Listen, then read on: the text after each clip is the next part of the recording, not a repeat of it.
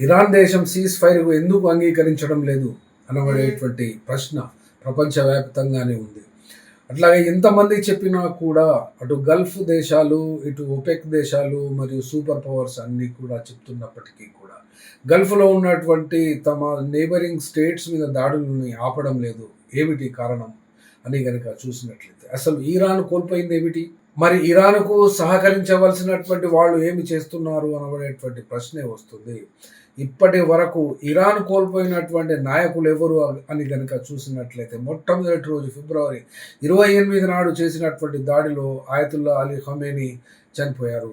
ఆ తర్వాత Ali Larijani secretary national council ఆయన కూడా ఈ యొక్క ఇజ్రాయెల్ దాడిలో చనిపోయారు. మరునాడు ఇస్మాయిల్ ఖతీబ్ ఇంటెలిజెన్స్ మినిస్టర్ ఆయన చనిపోయారు. తర్వాత Ghulam Reza commander of paramilitary forces మరియు బసీజ్ మిసైల్స్ను ఆర్గనైజ్ చేసినటువంటి వ్యక్తి, దాని మీద కమాండెంట్గా ఉన్నటువంటి వ్యక్తి చనిపోయారు.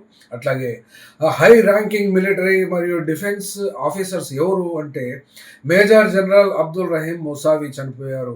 Major general Mohammad Pakpour చనిపోయారు. తర్వాత brigadier general Aziz Nasirzadeh చనిపోయారు. Rear admiral general Shamkhani చనిపోయారు. తర్వాత బ్రిగేడియర్ జనరల్ మొహమ్మద్ షిరాజీ కొన్ని కూడా ఇరాన్ కోల్పోయింది. మరి ఇంకా ముఖ్యమైనటువంటి వాళ్ళలో హుసేన్ జబాల్ అమేలియన్ కూడా చనిపోయాడు. అట్లాగే అలీజాదే యాక్టింగ్ కమాండర్గా ఉన్నటువంటి లెబనాన్ ఫోర్సెస్కు ఆయన కూడా చనిపోయారు. హిజ్బుల్లా గురించి కానీ ఇంకా మిగిలి ఉన్నటువంటి ప్రాక్సీకి సంబంధించినటువంటి లీడర్స్ అందరినీ చంపేస్తున్నటువంటి ఈ యొక్క ఇజ్రాయెల్ దేశంపై తమకున్నటువంటి ప్రతీకారం నెరవేరాలి అంటే అందులో కూడా ఎవరిని టార్గెట్ చేస్తుంది అంటే అది మేము చెప్పడం కాదు, ఆర్టిఫిషియల్ ఇంటెలిజెన్స్ చెప్తుంది, వివిధ పొలిటికల్ అనలిస్టులు మరియు మీడియా చెప్తుంది. ప్రపంచవ్యాప్తంగా ఇరాన్కు టార్గెట్ నంబర్ 1గా ఉన్నటువంటి వాళ్ళలో బెంజమిన్ నెతన్యాహు నంబర్ 1 పేరు వస్తుంది. కానీ బెంజమిన్ నెతన్యాహు ఇప్పటి వరకు కూడా తమ ప్రభుత్వము ఆర్టిఫిషియల్ ఇంటెలిజెన్స్ ద్వారానే ఆయన మాట్లాడుతున్నట్టు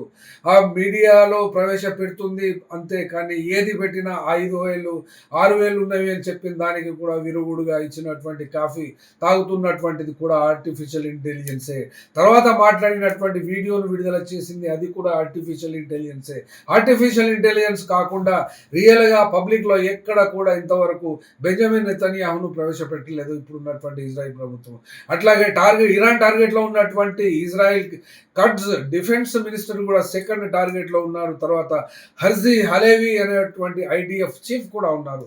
ఈ ముగ్గురులో ఎవరు ఒకరు టార్గెట్స్ నెరవేరినా కూడా ఈ సీజ్ ఫైర్ అమలుకు రావచ్చు.